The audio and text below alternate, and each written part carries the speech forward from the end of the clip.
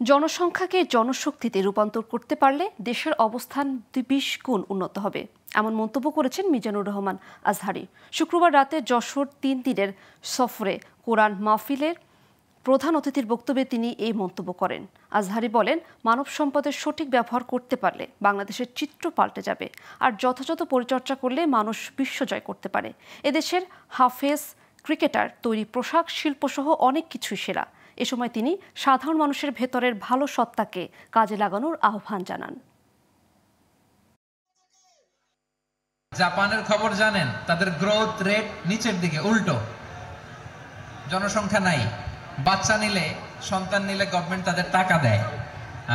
আমাদেরকে আল্লাহ তাআলা দয়া করে, মায়া করে এই সম্পদটা দিয়েছেন। এই মানব সম্পদকে যেন আমরা কাজে লাগাই। ইনশাআল্লাহ পড়েন সবাই।